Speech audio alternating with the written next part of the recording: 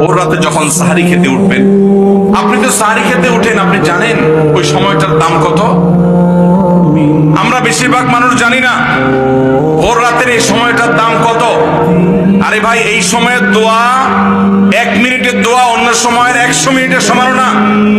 অন্য সময়ের 100 মিনিটও এই ভোর রাতের 1 মিনিটের সমান না। এত মূল্যবান সময়। সারি খেতে উঠছেন, সারি খান, ভালো কথা, কিন্তু সারি খাওয়ার আগে পরে 10টা মিনিট জায়নামাজে মুসল্লাতে দাঁড়ান, একটু 2 রাকাত নামাজ পড়েন। এই সময়টা দোয়া কবুল হয়। আল্লাহ ডেকে ডেকে বান্দাকে দেন। একটু হাত তোলেন, চেষ্টা করবেন তো ইনশাআল্লাহ।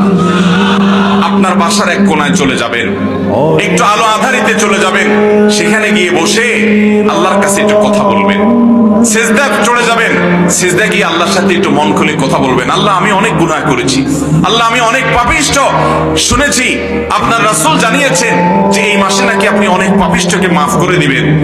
আল্লাহ, আপনি নাকি অনেক জাহান্নামে যাদের নাম চলে গেছে জাহান্নামী তালিকাভুক্ত, তাদেরকে মুক্ত করে জান্নাত দিয়ে দিবেন, আপনি নাকি ওয়াদা করেছেন। আল্লাহ, আমাকে একটু তাদের মধ্যে শামিল করে দেন। আল্লাহ, আপনি দিলে আপনার কোনো অভাব হবে না। আল্লাহর সাথে একটু কথা বলা, মুনাজাত করা ভোর রাতে করার চেষ্টা করবো তো ইনশাআল্লাহ।